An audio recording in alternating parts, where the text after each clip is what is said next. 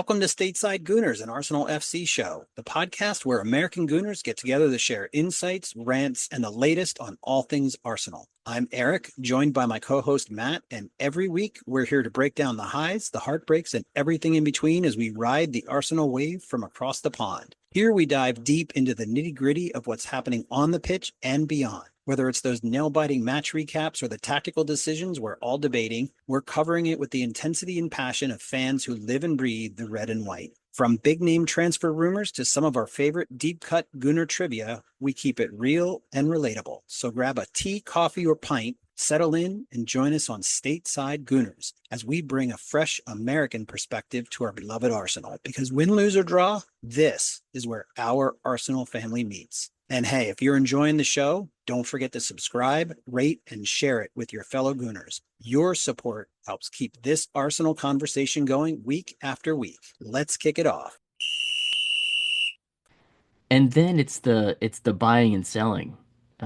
We talked a little bit about Griezmann and how he was able to buy and sell him twice, and oh my gosh, did he make profits? He could My probably make a profit now. my thoughts on that.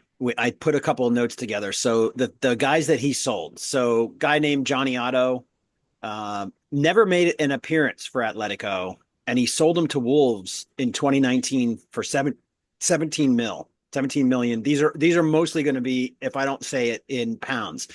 He bought a guy,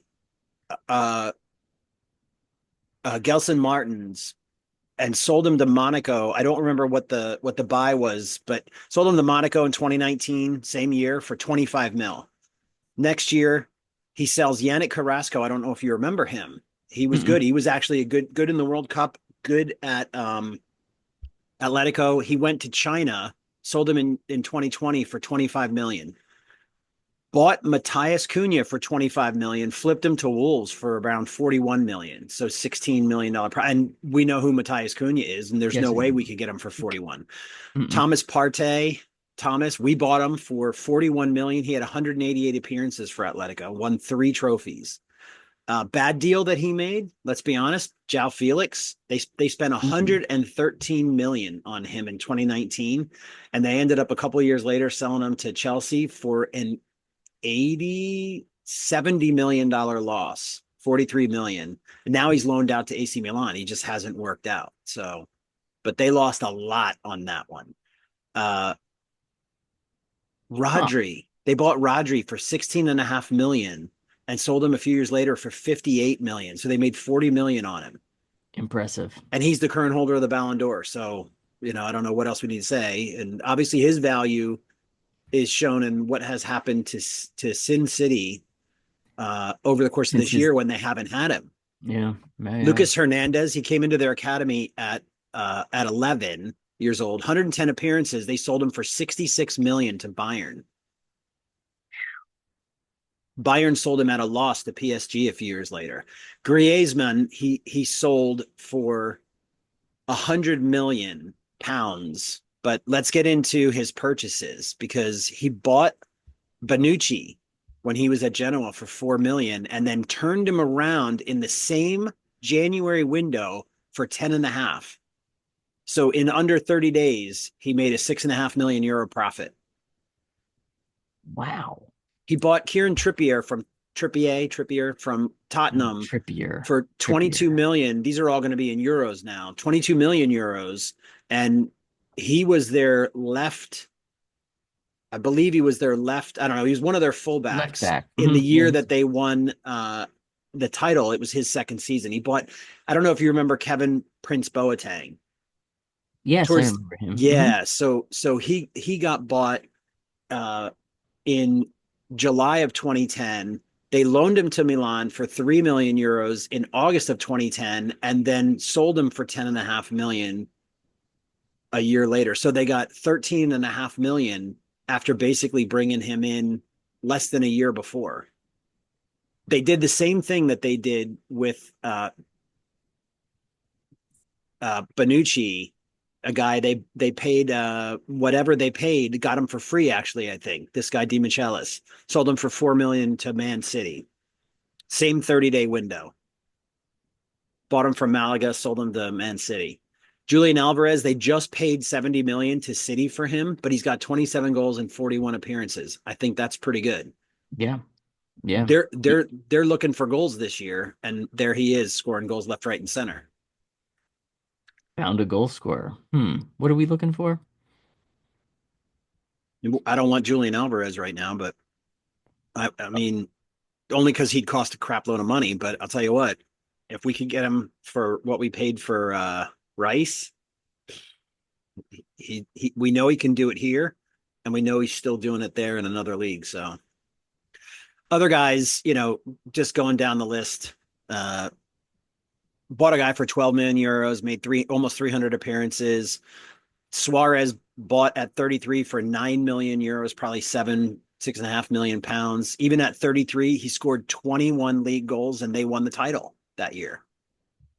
Yeah, you cannot every with every uh announcement and piece of data that you make backing this guy up, I'm more and more impressed with what he can potentially be and do with Arsenal. $50 million euro profit on Rodri. Signed Jan Oblak, one of the best goalkeepers in the last maybe decade, for 16 million euros. He's got across 358 games, almost 50%, 48% clean sheets. And it's the highest percent of any goalkeeper in the history of La Liga. Impressive. Paid 16 mil for him. Bought a guy that made 347 appearances for less than $1 million, and he was worth 70 at his peak. He won La Liga twice. This guy, Jose Jimenez, defender. And of course, Griezmann, right? So basically 48% profit. They bought him for 30 mil, sold him for 100, bought him for 22, profit of 48 million euros. And it basically was, if you think about it, loaned to Barcelona for 74 games over 2 seasons. And his third season, they loaned him back to Atletico. And then after that loan season, they just straight up bought him. That's insane. I would love to see that happen.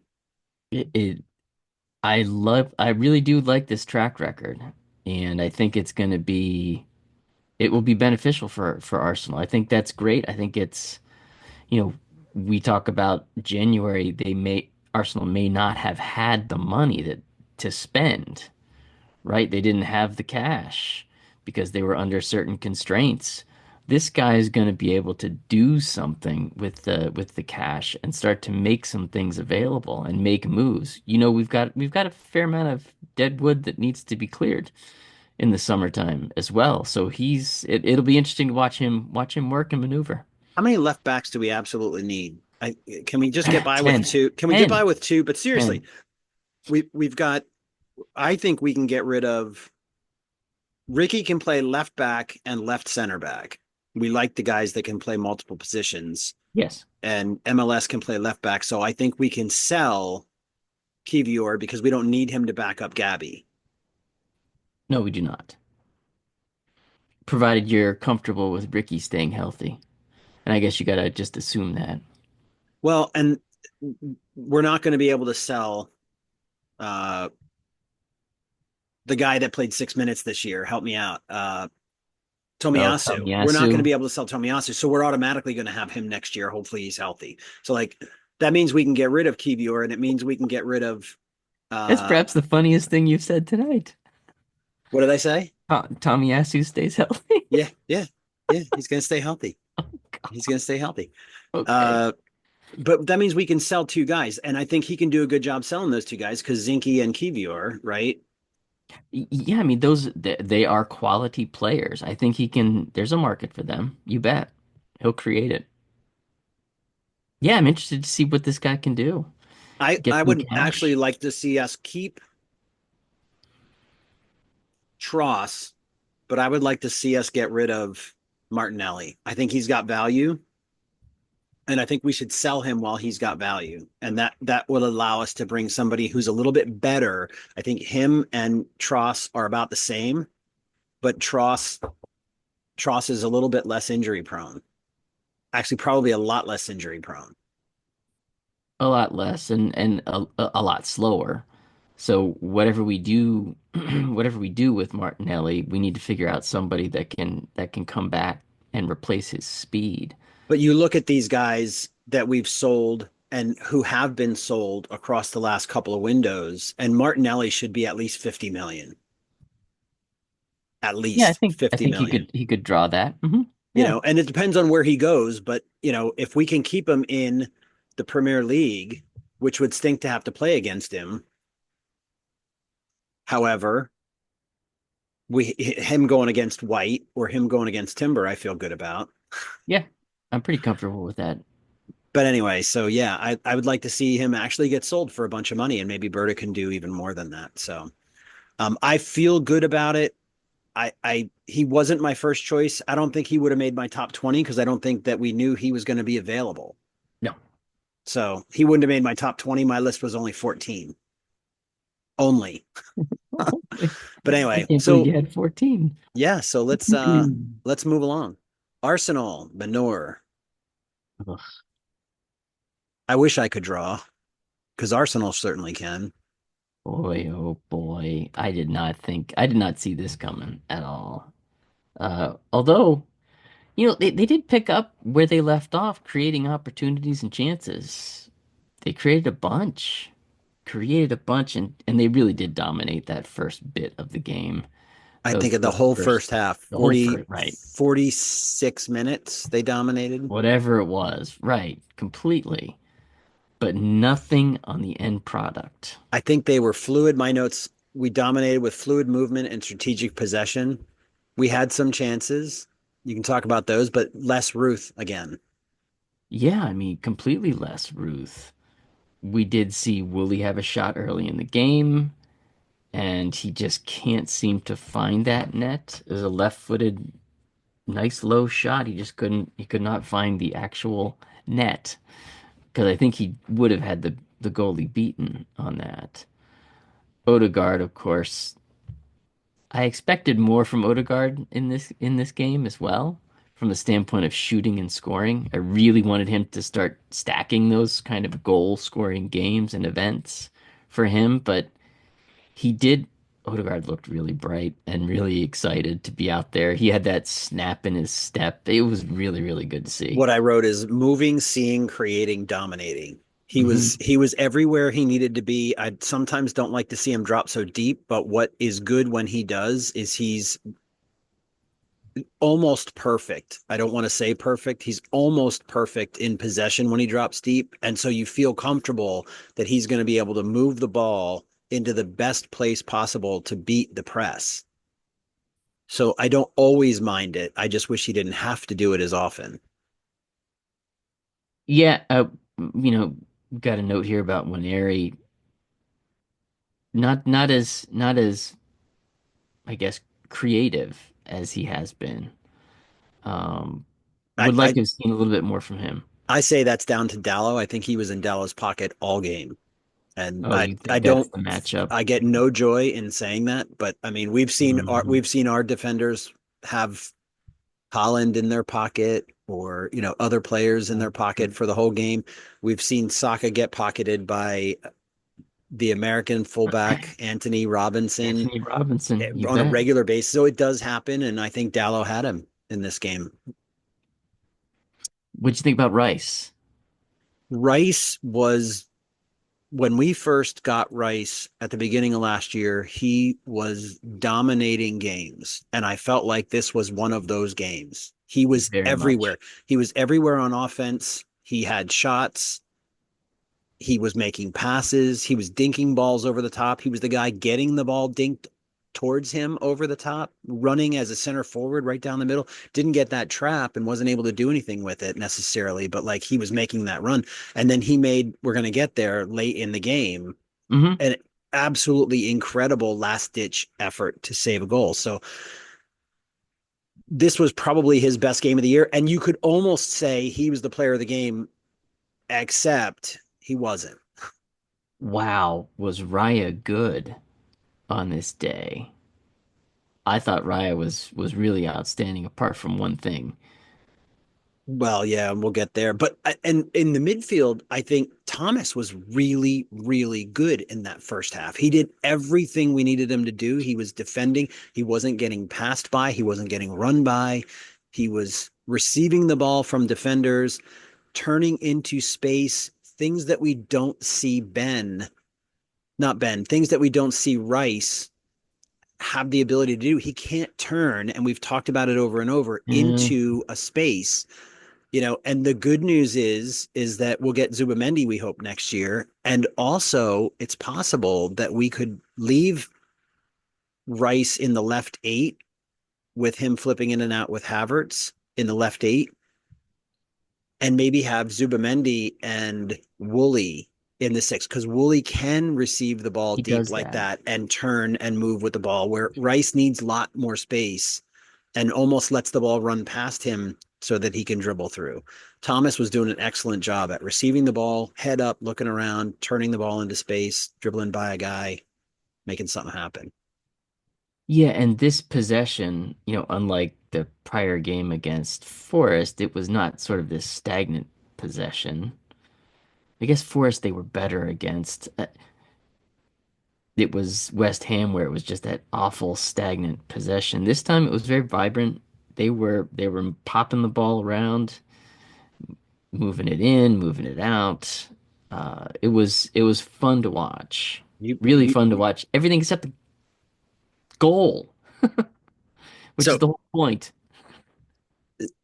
so read the thing, or however you want to say it, and then I want to tell you what I wrote as it was happening.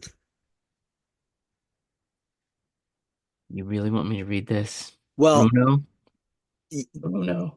everybody knows Bruno scored. So here's what I wrote. Yeah. First half, extra time, free kick just outside the box where Bruno is most dangerous. Here we go. 70% possession, maybe go in to halftime a goal down. So this is what I was writing before he takes the free kick. Fuck me. Raya gave him that entire side, moved to his own right, and Bruno put it in the exact space he was given. Damn it, why tempt fate at halftime when you can give when you can give them all the momentum? Son of a bitch. First shot on target is a goal. They've done absolutely nothing, but their only decent player has lifted them before the break. Arteta looks like he ate a lemon and extra salt. No tequila though. Hmm. That's too bad for Arteta.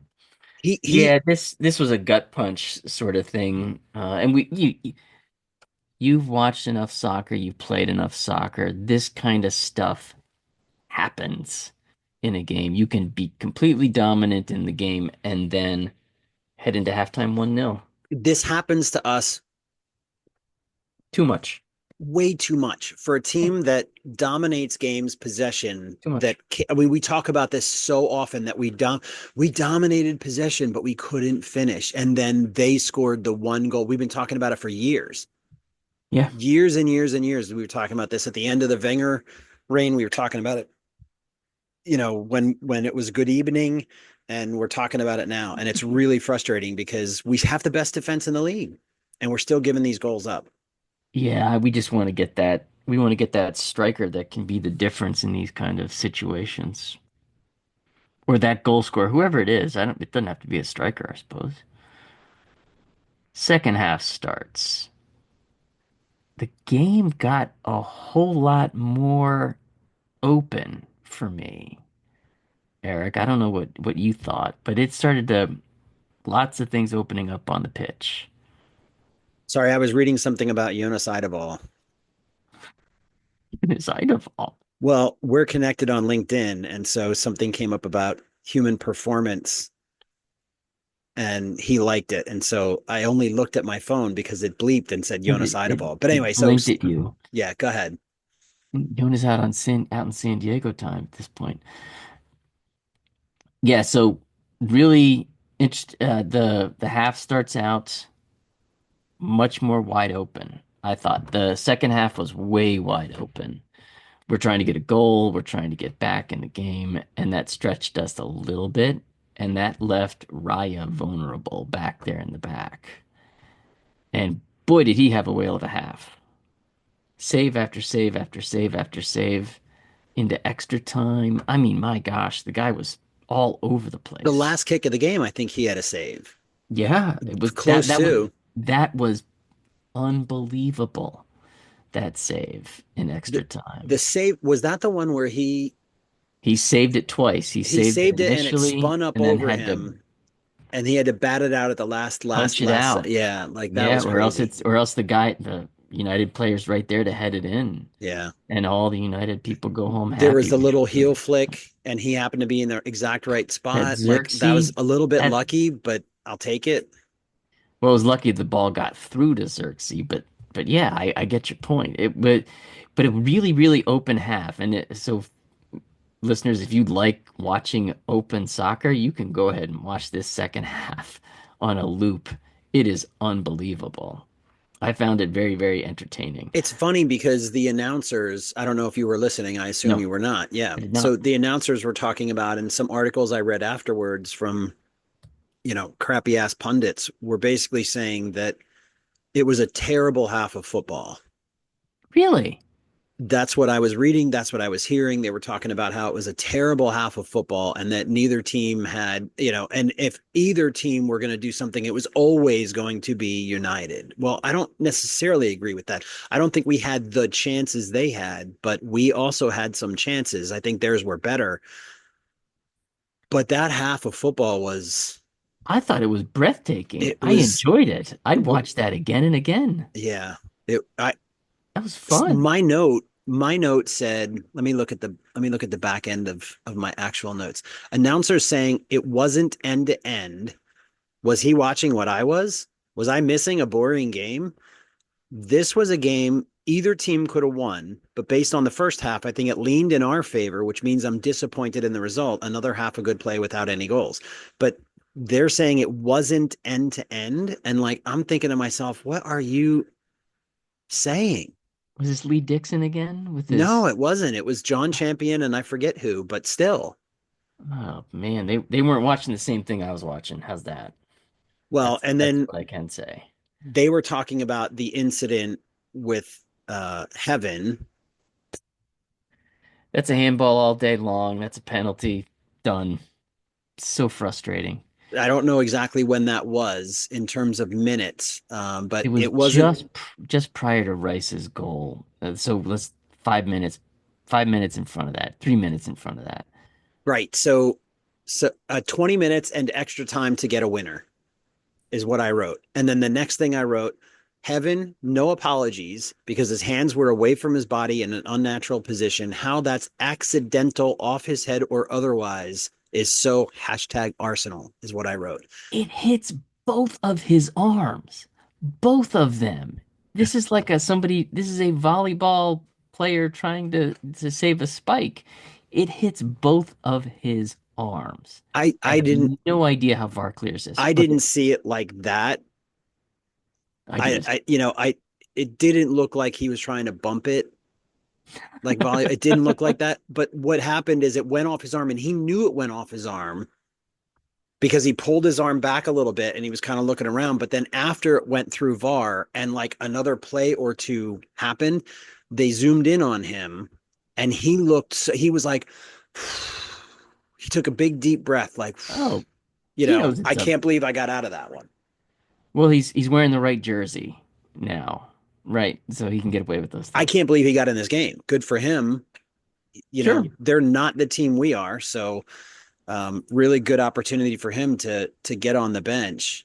I know we're running out of time. Holy Yeah, it's crap. okay. It's Okay. okay. So that Hoyland, Hoyland. that whole bit of play then, that same passage of play. So the handball happens, VAR clears it, but they're still playing. I mean, they're still going on. The game still continues, and it's on that same similar piece of play because I don't think Arsenal loses the ball. They get the ball back after this handball, possess it, possess it with intent. And oh my gosh, I was just thinking in my head, boy, I really wish Ben were out here to do something because I think Ben White would be able to do something from that right side. Mm, And what happens? Timber, unbelievable footwork, to get free and just a perfect inch perfect pass to Rice so that he can slam that, put his laces through it and hit the post and go in. He looked like a striker, or maybe he looked like Ricky.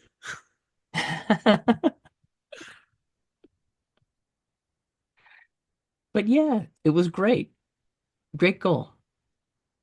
And We yeah, were I was just thinking, oh, where's Ben? Where's we Ben? were We need Ben. yeah, and we were doing this thing. Tierney came in, and I couldn't figure out where he was playing. And I think when he came in,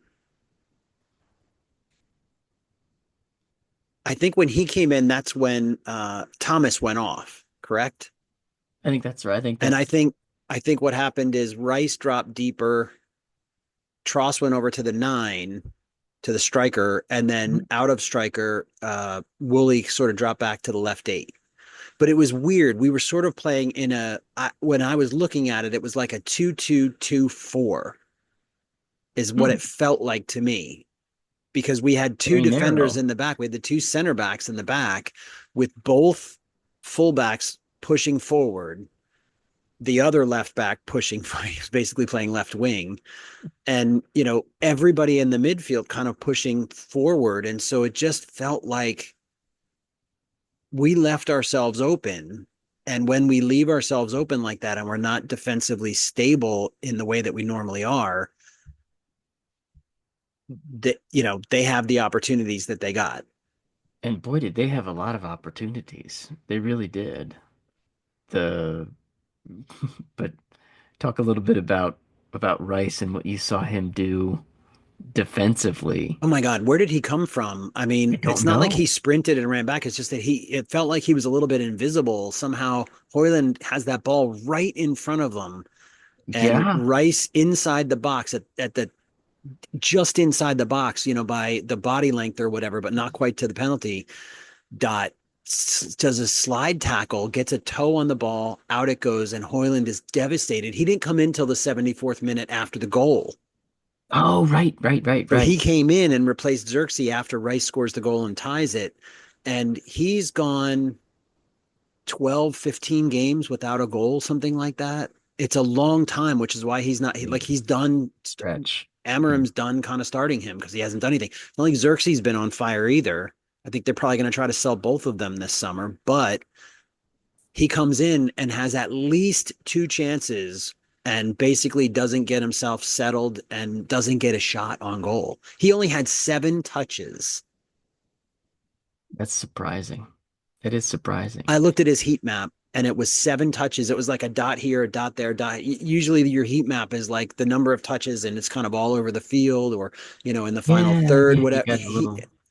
He had No, no. nothing. He had nothing. Yeah, Rice was very emphatic when he came up from that slide tackle, which was absolutely perfect. And, Because if and he does have to slide through him, that could be a penalty. well, and He had to be perfect. not long before that, Hoyland basically grabs MLS and pulls him down.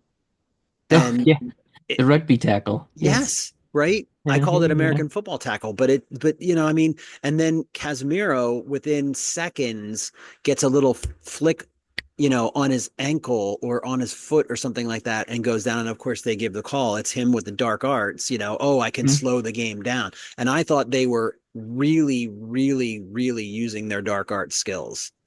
Man United.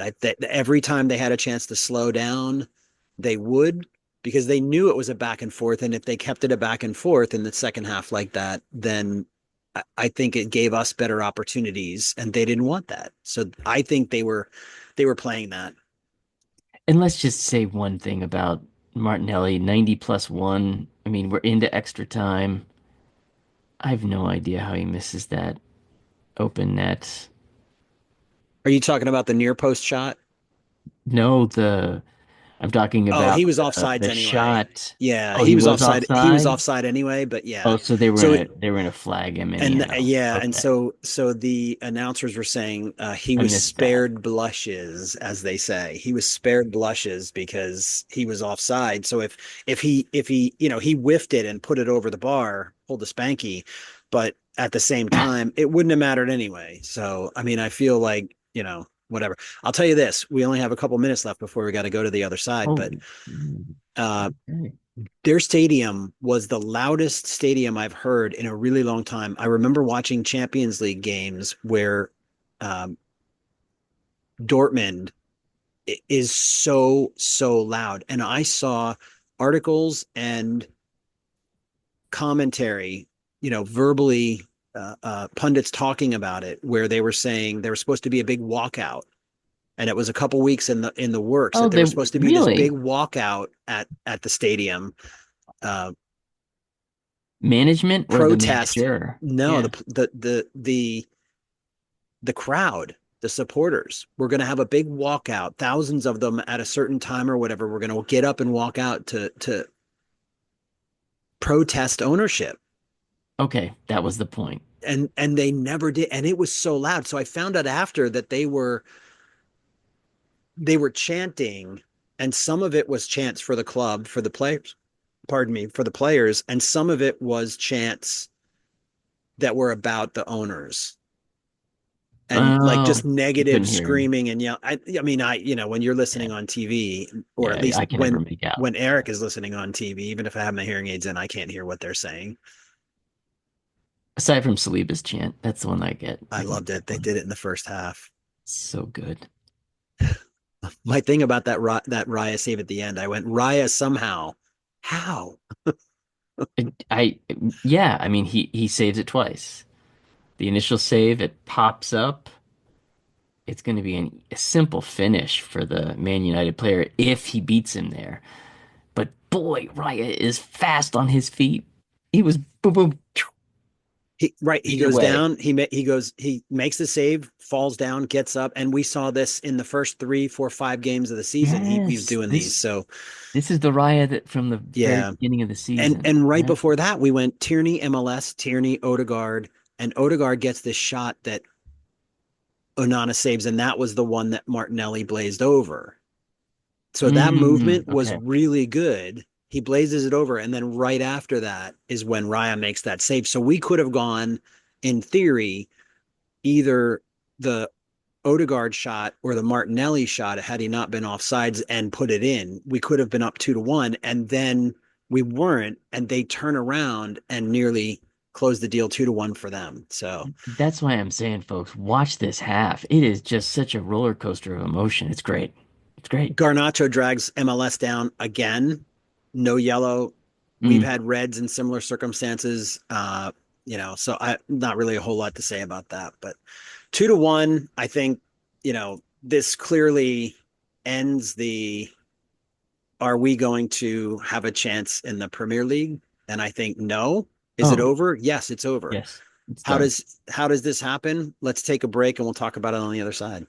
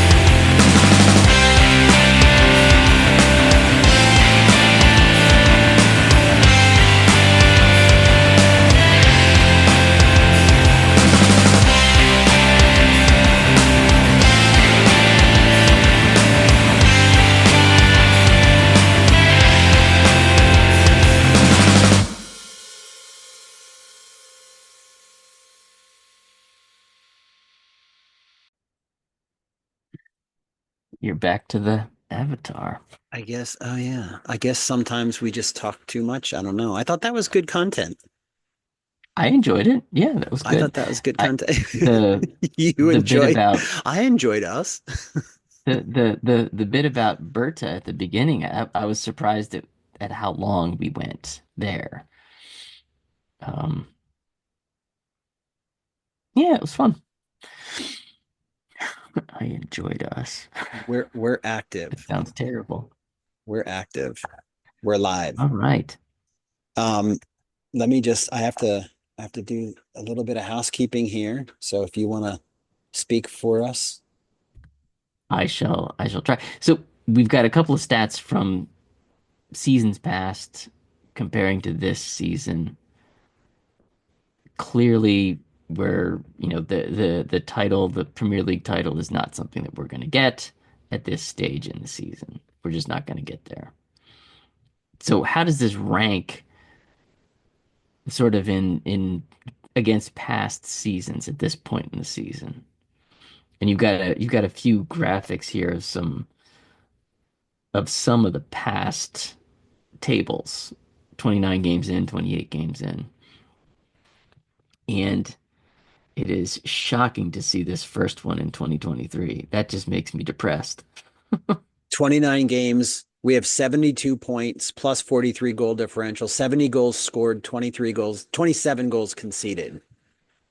So But that was a big yeah, opportunity there, wasn't it? yep. And we were Mm. 8 points up with City had that game in hand, if you remember. So they had 10 games, we had nine, and we were Hmm. 8 points up. Yeah, We didn't that have was kind of a bummer to look we at. didn't have Saliba that year. He had been out for the end of the season. Right, so it was our defense that was going to struggle down Next the lane. season, 28 games, which is where we are now, 10 games left. We were still in first, 7 goals in goal differential up on Liverpool. Liverpool had 64. We had 64.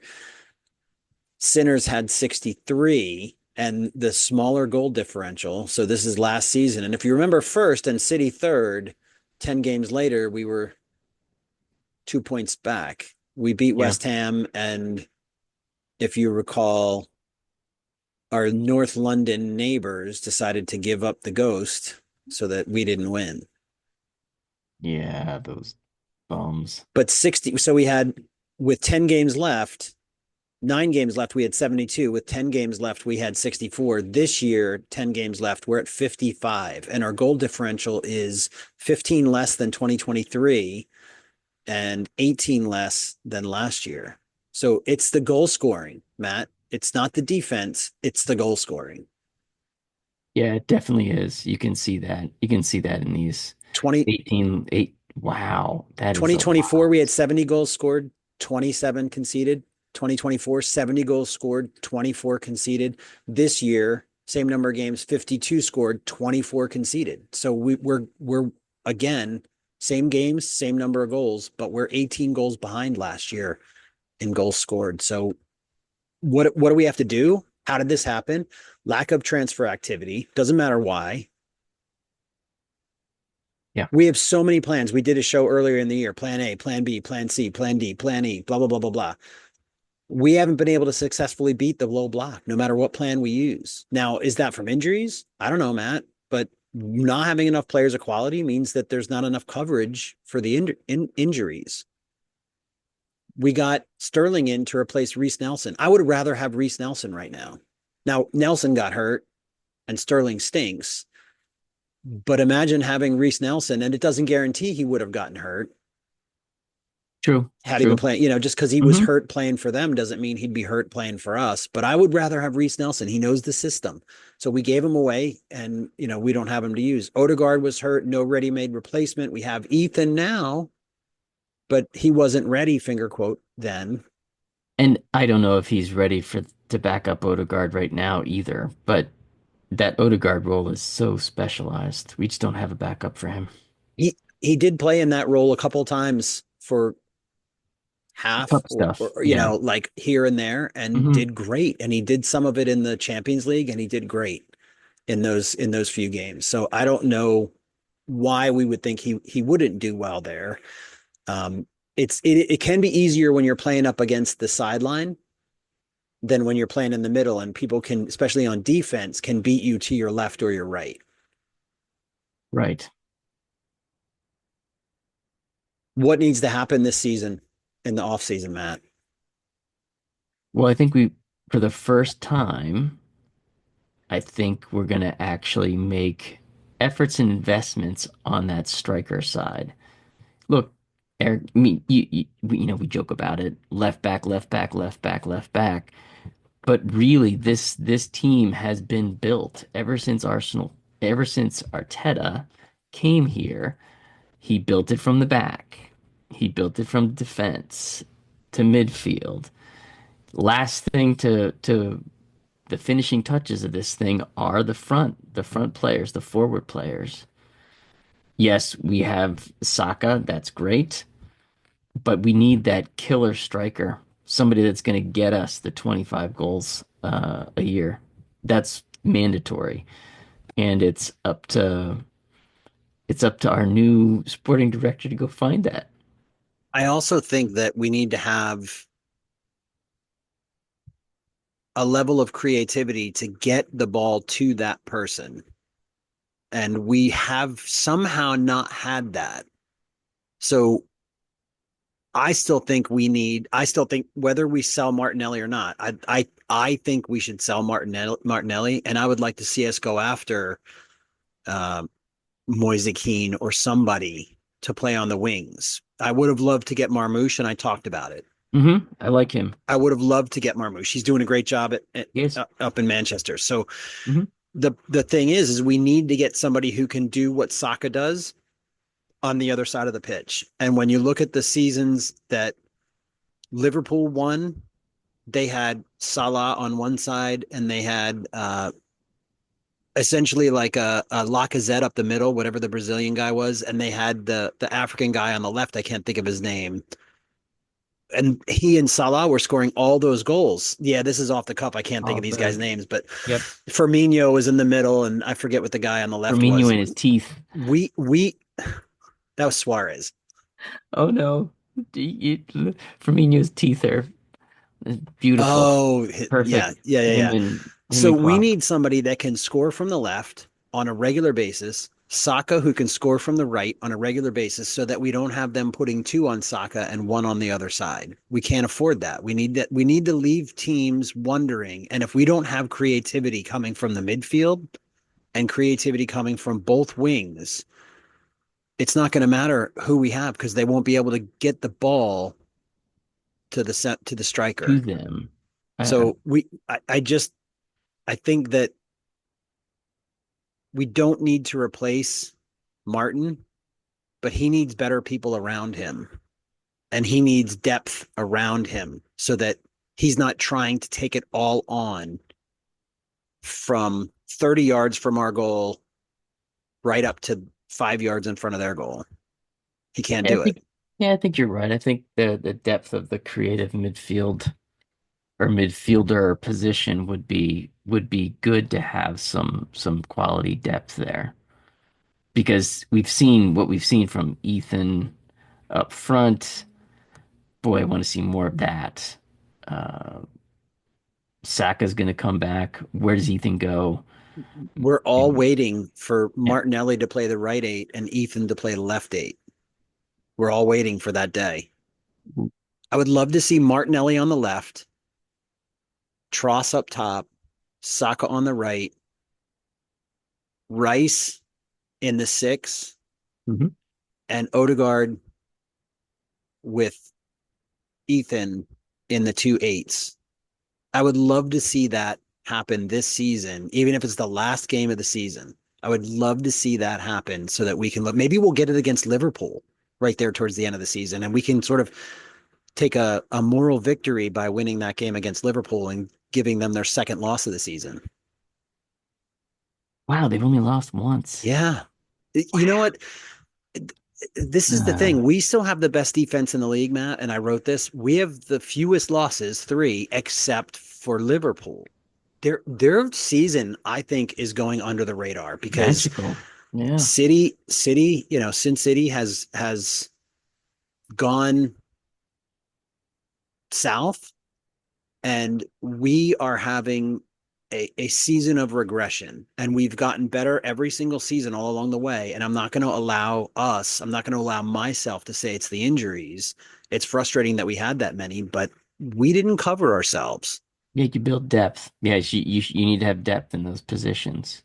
But without, even if we were playing well, even if City was having a normal City season, Liverpool has lost only one game. Pretty good, isn't it? It's pretty good on them. I don't know how they're getting all of this, but it's the Budinskis, but they didn't have Holland when they played City, but they didn't have so and so when they played them, but they didn't have, but Arsenal were injured, but Um, you know, Eric, they had to go through all those years playing Man City and when Man City was so dominant. I mean, Mane, what was the one year? They lost by a point, but it was like 99 they had points to 99 or 98. 98. Yeah. I mean, that's insane. By the way, it's Mane on the left wing, That's right, Salah on the right Mane. wing, Firmino up the middle. Yeah. Yeah. Firmino in his It, teeth. it, it came to me. I remembered. Wee. Awesome. The brain Oh, cell through fire. I'm back to I Yes. forgot the You avatar. the avatar is pretty funny. I don't look at the screen, so Oh, you don't? I'm looking. No, I'm look at you. Looking at everything else? I look at you and I look at our notes. So I don't look at myself. I mean, I'm only a little 1 inch. It is pretty funny though to see how the avatar. Well, before we run out of time in the second half, let's Right. let's let's move on. Let's talk about the not great weekend that Liverpool and Arsenal women had. Good for Liverpool, Oh, not for Arsenal women. How did they score yeah. no goals? We thought it was going to be 4-0, maybe more. Yeah, so this was an odd one to watch. So I was able to watch it on the FA Cup channel. And right away, you could tell something was completely different. Liverpool, they were taking the ball, they were possessing it fairly well. They were taking it straight at our defense. And our defense was not as assured of themselves as they should be. In fact, we talked about a little bit about Olivia Smith in our last in our preview. She was fantastic for Liverpool. She got inside of Katie McCabe's head. Oh my goodness. She was, she had her confused. She was able to get past her. Katie's fouling her. Katie's yelling at her. Olivia's just getting up. Every time she's just getting back up and doing it all over again. So it was very evident that she had gotten inside of Katie's head, which is really unusual because Katie is such a strong mentality sort of individual. It was weird. She's also a winger. And when you think about Saka playing left wing, or left back, he was good, but he was an offensive minded player always. That was how he kind of grew up. So she's a winger and now she's playing defense. And so I'm not surprised to hear that. I know she's been good and she is good, but it's an unnatural position for her to be in that spot playing a lot of defense. She plays that role because she can do a little bit of defense, but mostly it's because she's offensive minded. That's what I think. And this was, for me, the key sort of individual matchup throughout the day. It was just something that continued to happen all the first half. It continued into the second half. It was a situation where Olivia Smith was just, or Smythe. She owned Katie, and it was kind of disappointing to see. Frankly, I had expected it. Okay, you adjust, you get better, you try something different against her. But that to me was key in the first half, establishing the precedent, establishing what's going to happen in this game. I didn't make the time to watch this game, so shame on me. But did we start a normal defensive back Yeah. four, or did we mix it up? No, it's the same back four that we have been starting with Catley and Williamson, Williamson, and then Fox on Fox the on the right. other side, on the Yeah, right okay. side, and then I thought continued maybe if they on the did left. something different, then maybe it was a little bit of confusion or who knows what. But okay, so Yeah, how did the rest of it go? Kim Little. So just talk a little bit more about some of the matchups. Kim Little and some individual play. Kim Little just has not been effective since she's come back from injury. And I'm a little bit concerned. This is her third game back at this stage, and I expected her to be a little bit more assertive and not getting run over. She was getting run over by the Liverpool team in midfield. So that was very much a surprise. Little, she was replaced at halftime by Frida. She came in, and that change did definitely help the midfield a little bit. It made them stronger. They were more resilient in the middle of the pitch.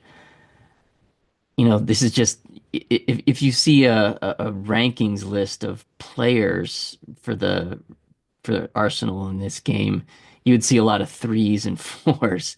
So Russo, she was just ineffective all day. She huffed and puffed around the pitch. She gave her effort, but it was not like that, those sort of magical moments that we saw when she played against Spurs, when she was just completely dominant and she was just really, really, really good on that day. Our goalie, what? I don't understand what was going on with Van Doomselaar in this game. She was not very good. I don't know what the problem was. If it was the wind, because there was a significant amount of wind on that day. But both clubs got to deal with it.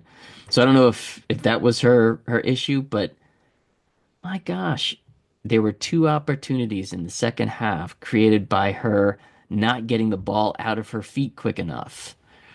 One that was probably about 2 feet from the goal. Very fortunate that that did not translate into a goal for Liverpool.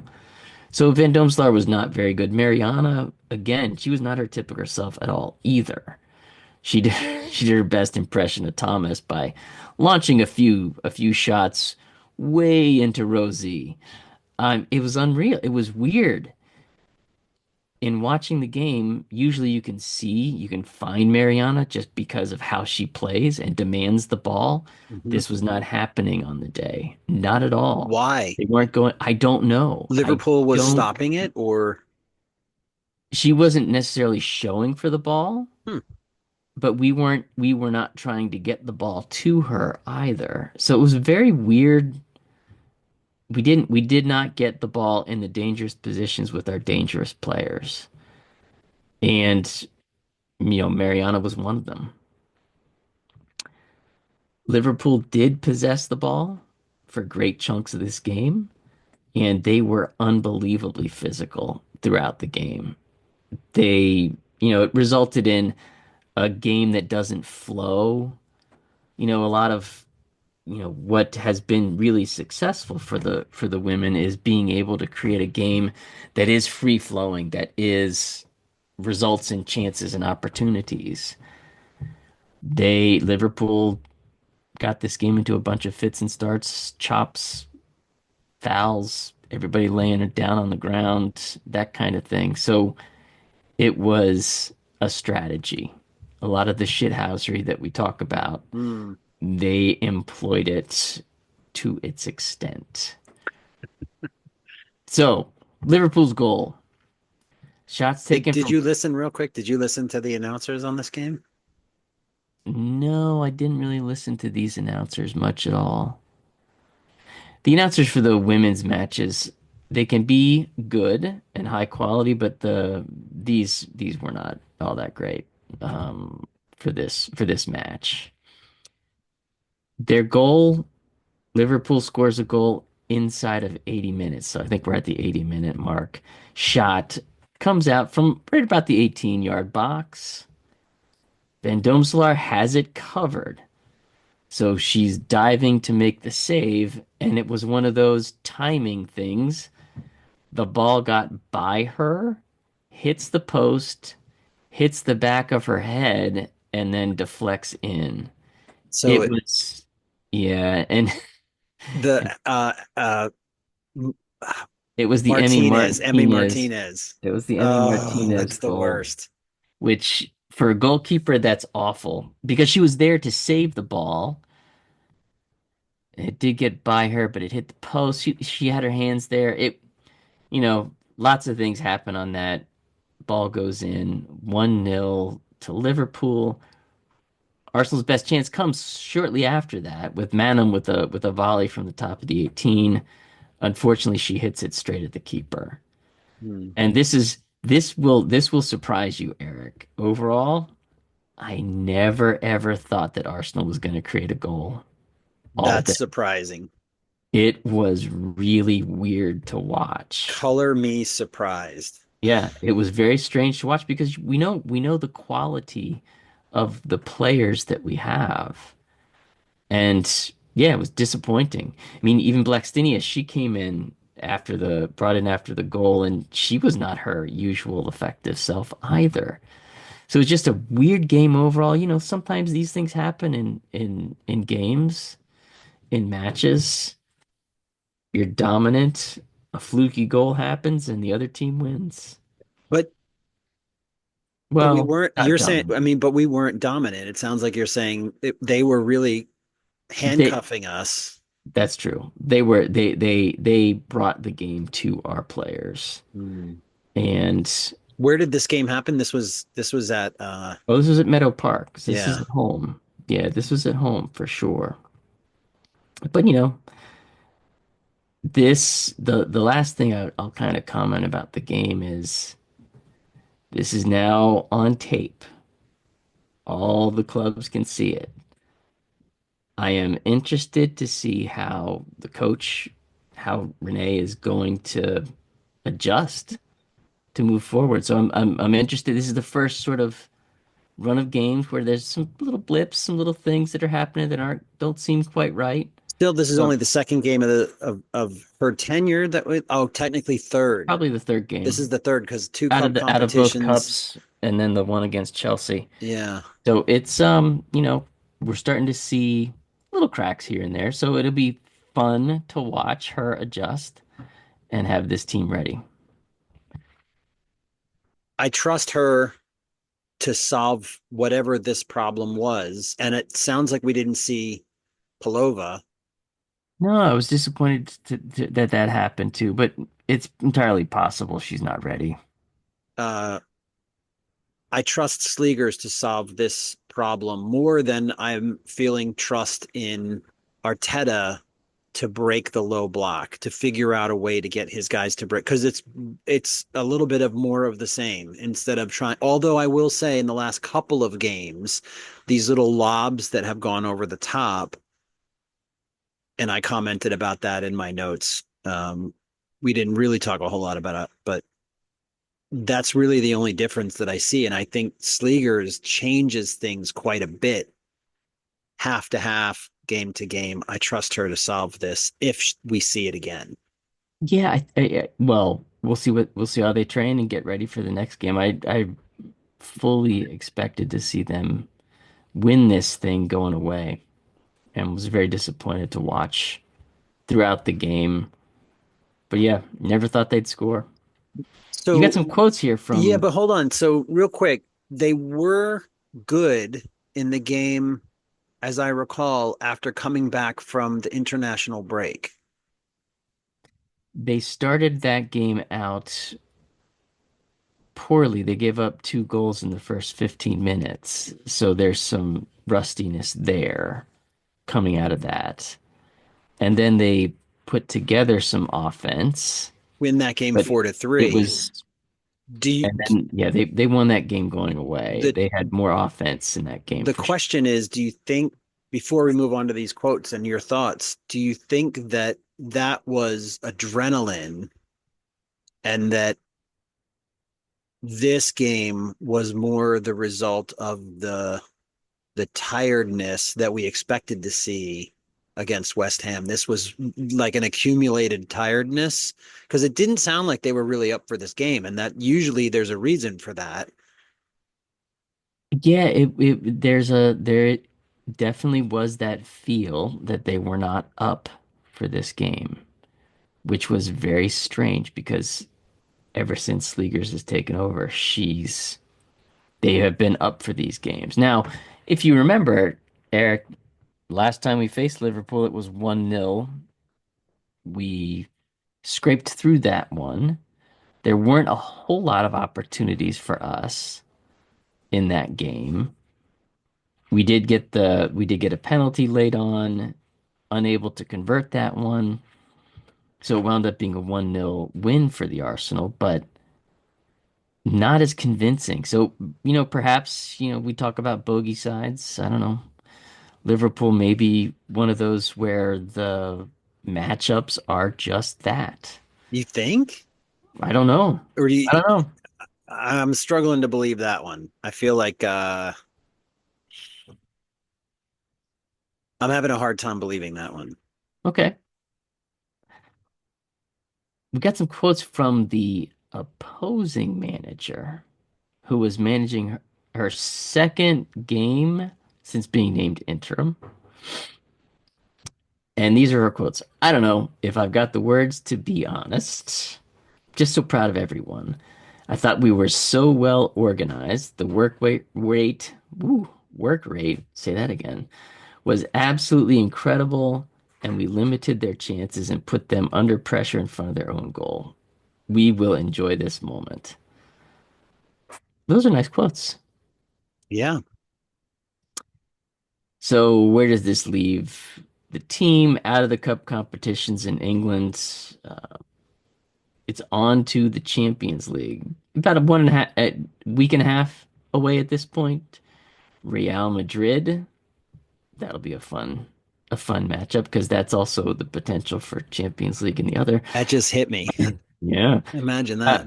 we've in between now and then we've got a match against Everton. We'll talk about the Everton match a little later on this week. So that's where we are.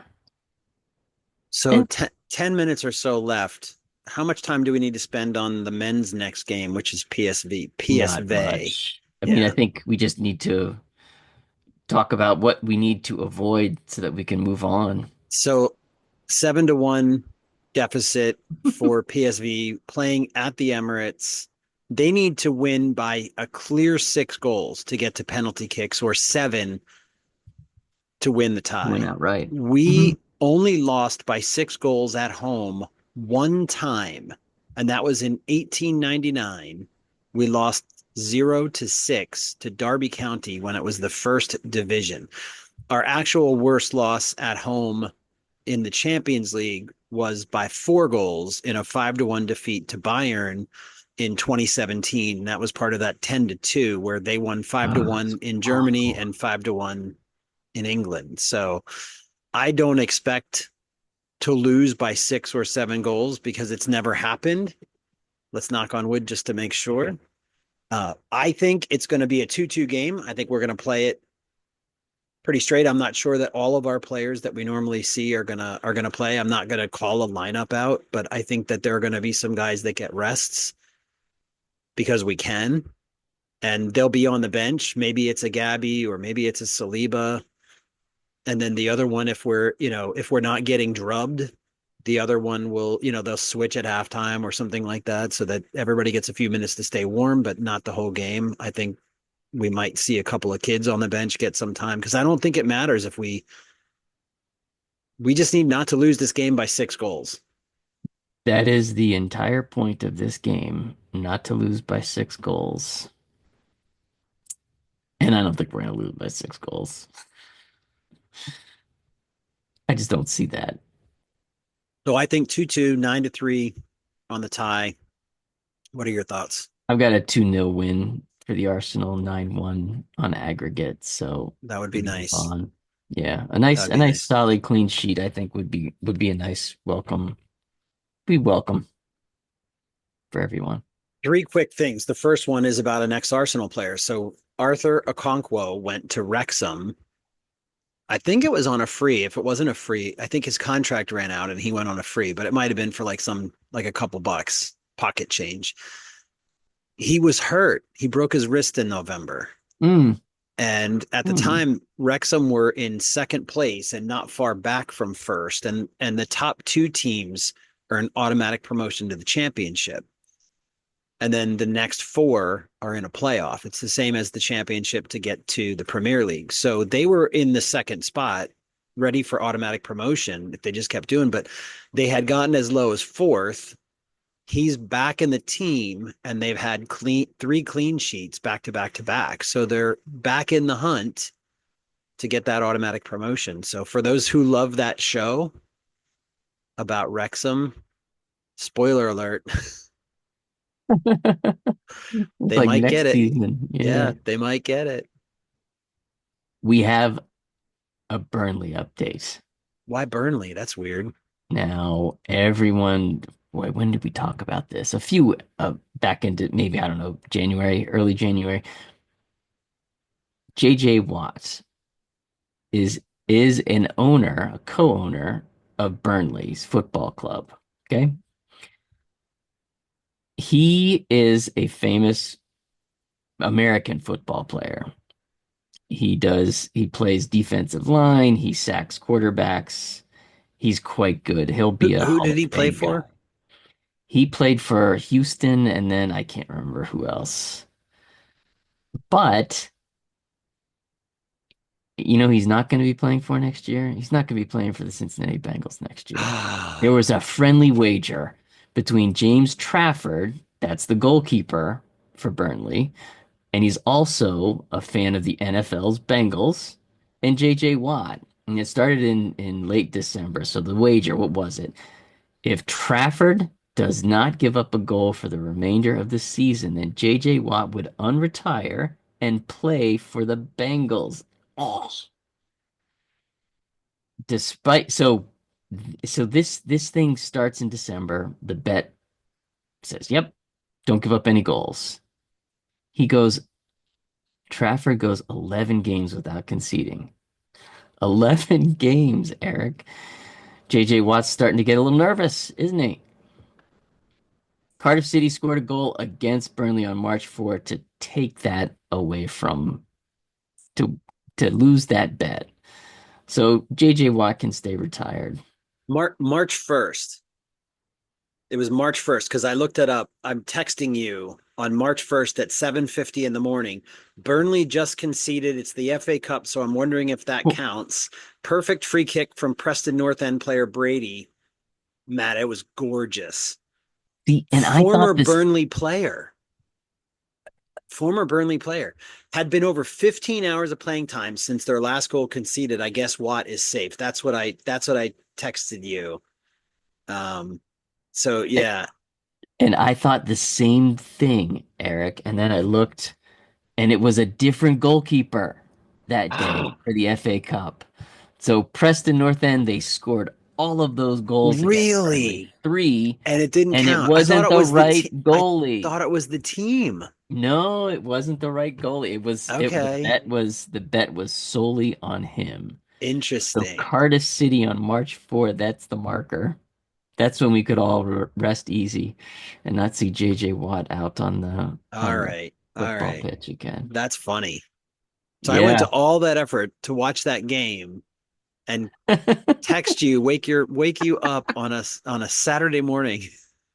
Mm, yes, indeed. Well, the last of the three quick things, we are going to have an extra time, but Bologna, that's how you say that, Matt. Bologna. Bologna. Bologna FC. So Ring they're in Bologna Serie once. A. Okay. They've partnered with their local government to gift every baby born in the city a free jersey, a free shirt this year. So they're trying to we talked about, we have our friend, and we need to talk more about this and bring him on the show. Hmm. But we have our friend who's doing this whole survey about Arsenal and whether you're close to home. And I posted it on social media. So hopefully a bunch of people went and did it, but he's got all these results. And so these guys are trying to do that where fans that are close to home or residents who live close to there in Bologna, uh, every kid that's born is getting the rasa blue, the red and blue stripes of their jersey. So there's a picture that came with this social media post that I saw, and there's 5 kids that were born, these little babies in their little isolette type, beds or whatever, and they've got their kits on. and it's a sight to see, and it's beautiful. And so every It is single cute. kid, yeah, that's born has these. Um, so yeah, whistle, and then let's do extra time. A little extra time for us. So what are we going to talk about here in extra time? We got Internationals. Why don't you take we this got one? some internationals, but gosh, when's that gonna happen? I don't even know when that happens. After the next, yeah, I'm not sure when that international break starts, but Thomas Tuchel, everybody remembers him. He of the Chelsea, I think his last coaching job was Chelsea, chooses his first England squad this week. March 21st and 22nd. So it's So soon. it's very soon. It's very soon. Is he gonna pick Ben? Benjamin? Is Benjamin gonna play? I don't think Probably so. He not. hasn't. He's been hurt. He Yeah, hasn't he's played a been minute. hurt. He can't It get ain't into gonna our side. happen. How's he going to get in England? But I think he might soon But who else do we? Right, the window is open now. The door is open for him if he wants to, I would imagine. if he wants to. Yeah. Yeah, and the other side of this is Thomas going to select Ethan, Miles Lewis Skelly, Declan Rice, all kinds of options there. I think Saka's not going to play. I think he's not going to call him up.